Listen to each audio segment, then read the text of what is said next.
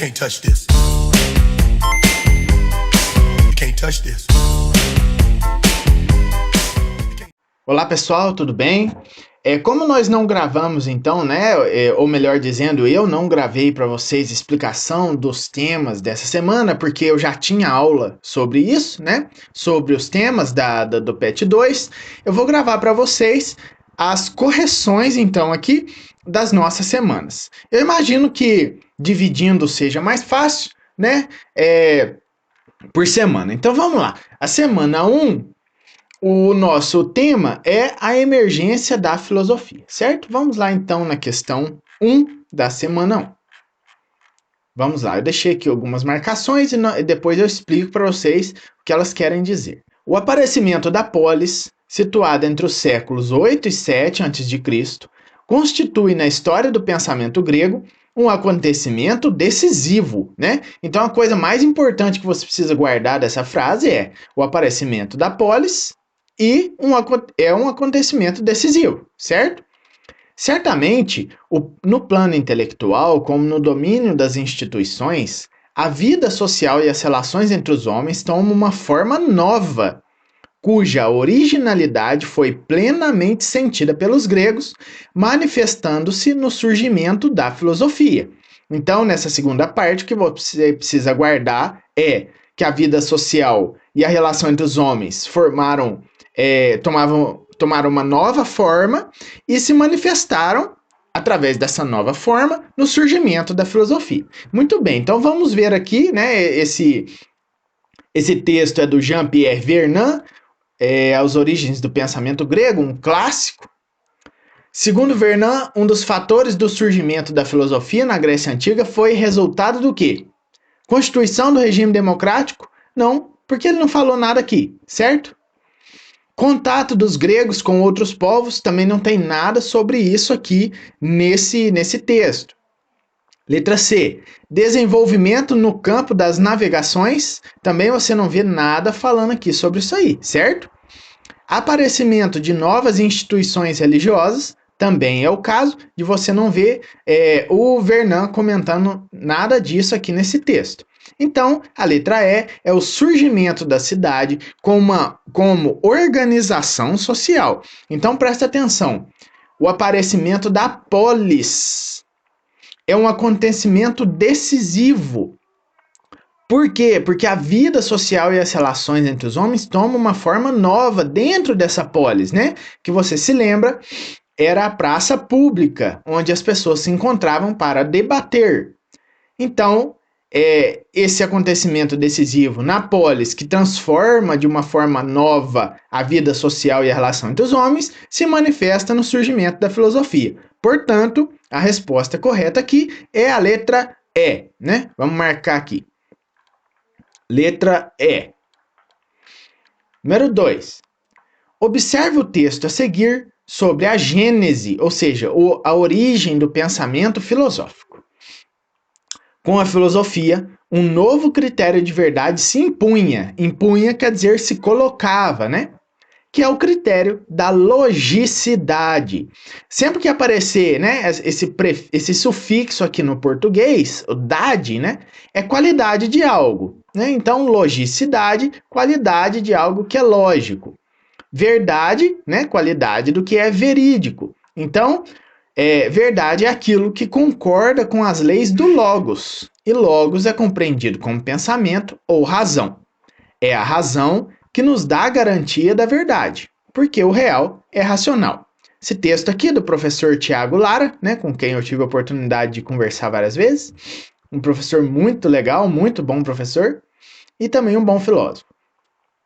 O que você precisa guardar disso aqui é que o critério da logicidade é agora o critério da verdade. O que isso quer dizer?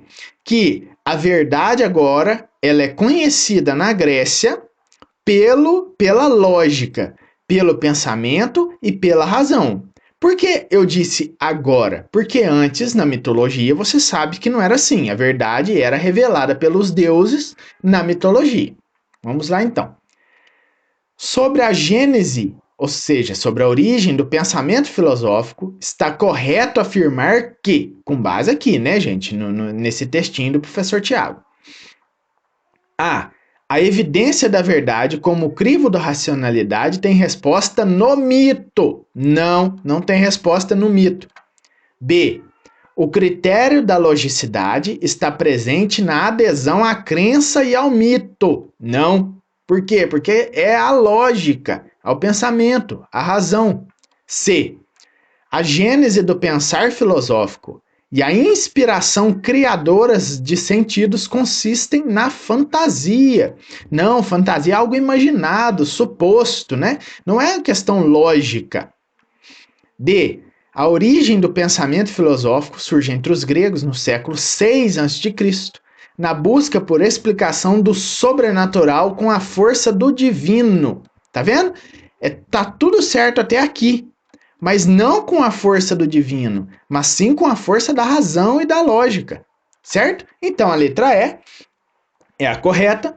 O despertar da filosofia grega surge, na verdade, argumentada da razão com o critério da interpretação. Então essa aqui é a correta, né? O que ela está querendo dizer é que a filosofia grega surge a partir de uma argumentação racional interpretativa que nos leva à verdade. A verdade deixa de ser no mito, na crença do mito, na fantasia ou mesmo no divino, né?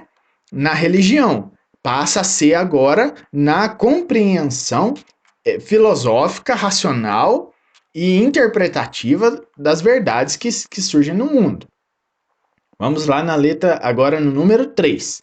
E antes de começar, eu quero dizer para você o seguinte, esse texto foi tirado da Wikipédia, né? Tá aqui, ó, bem claro. E se você nunca pensou nisso, a Wikipédia não é nem um pouco confiável, porque você não sabe quem é que está colocando ali as coisas que estão ditas ali, né?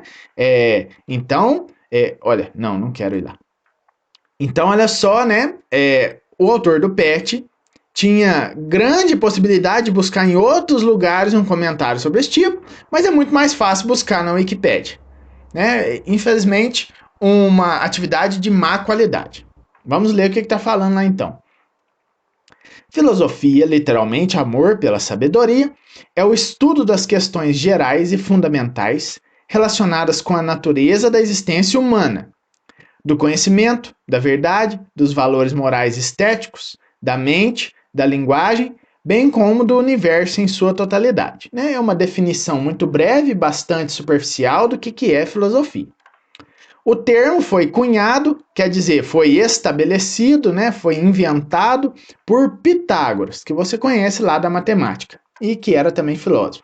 Ao examinar tais questões quais? Né? Essas aqui, ó.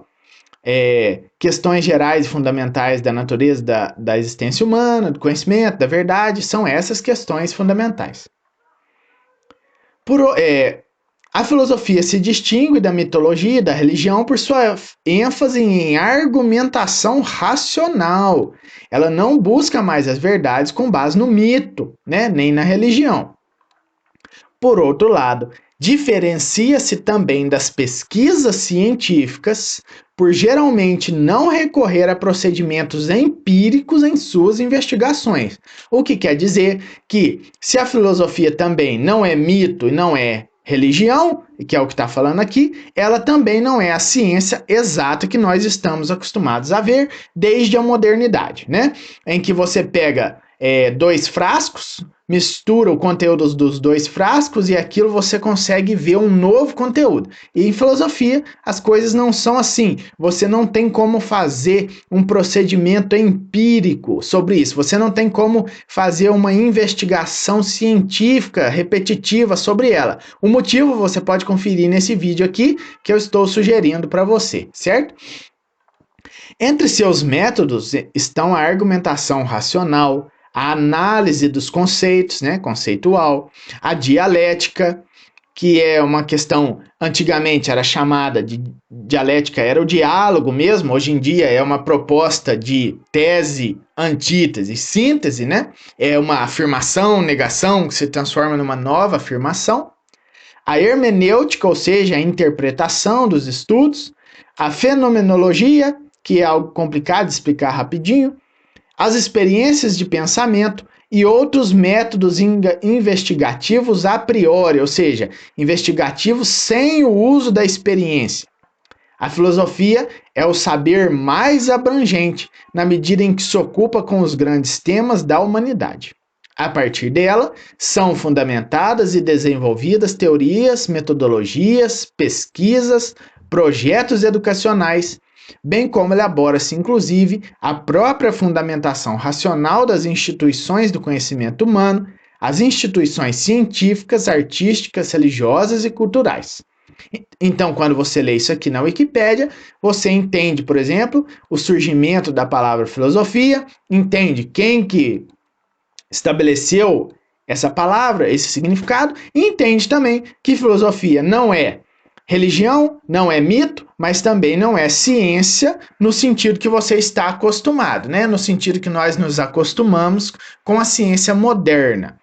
Acontece, então, que o autor aqui, ou os autores, que nós não sabemos quem foi, desse artigo da Wikipédia, diz para nós que a filosofia é a mais importante porque ela é a mais abrangente das ciências, né? Muito bem, isso aí que você tem que entender desse texto. Vamos à questão. A filosofia surge na Grécia por volta do século 6 a.C. Mudanças sociais, políticas e econômicas favoreceram seu surgimento. Dentre essas mudanças, pode-se mencionar qual, né? Vamos lá. Aí, olha só para você ver como essas alternativas não tem nada a ver com o texto que o autor propôs. Não tem nada a ver. Então, para você responder isso aqui, você tem que ter um conhecimento além desse texto aqui, o que é um problema, né? Na verdade, você não precisa nem fazer essa questão, tá bom? Mas eu tô corrigindo, porque podem dizer que talvez eu tô mandando você deixar de fazer por preguiça, né? A estruturação do mundo rural, desenvolvimento do sistema escravagista e o estabelecimento de uma aristocracia proprietária de terras. Por que não é isso? Porque a Grécia já era assim na passagem da filosofia, né? Ela já era assim no período mitológico. Nós estamos querendo saber aqui mudanças sociais, políticas e econômicas que favoreceram o surgimento da filosofia. Então aqui não, porque isso aqui já existia antes. B. A expansão da economia local, fundada no desenvolvimento do artesanato, o fortalecimento dos demos, né, dos povos, e da organização familiar patriarcal. Outra coisa, né, na Grécia Antiga também sempre foi assim. Isso aqui não foi nenhuma mudança ocorrida que transformou a filosofia no que ela é hoje. As disputas entre Atenas e Espartas, o desenvolvimento de Mecenas e do comércio jônico. Também não tem nada a ver, isso aqui aconteceu muito antes do período clássico da filosofia. D. O uso da escrita alfabética, as viagens marítimas e a evolução do comércio e da política. Então, né, essa aqui é a questão correta. E por quê? Presta atenção. A Grécia, depois de uma era de guerras, ela ficou sem escrita. E depois a escrita ela retornou. Então, olha, quando você começa a usar a escrita alfabética, que é o alfabeto grego, né? Quando você começa a ter as viagens marítimas, que os gregos, por estarem ali, né, no mar Mediterrâneo, eles visitavam muitos outros lugares. Isso fez com que muitos começassem a duvidar dos deuses gregos, porque em outros lugares tinha outros deuses. A evolução do comércio também, por causa do estabelecimento da moeda, né? E você sabe que o dinheiro é uma convenção social, o dinheiro em si mesmo ele não vale nada, ele só vale a partir do momento que nós demos significados para ele. E da política, que surge do debate na polis, né? Por isso que chama política. Então é isso aqui, essas mudanças sociais, políticas e econômicas é que transformaram e que deram origem ao surgimento da filosofia. Veja bem aqui, ó, mudanças sociais, como evolução do comércio e da política, mudanças políticas a partir do debate na poli e econômicas a partir das viagens marítimas e da evolução do comércio. Certo? Esse aqui não está certo por quê? O predomínio do pensamento mítico. Por quê? Se o pensamento mítico predominasse, nós não teríamos o pensamento filosófico, né? Isso aqui é uma contradição, é uma alternativa contraditória. Muito bem, então, no próximo vídeo vamos comentar sobre as atividades da semana 2. Até mais e bons estudos!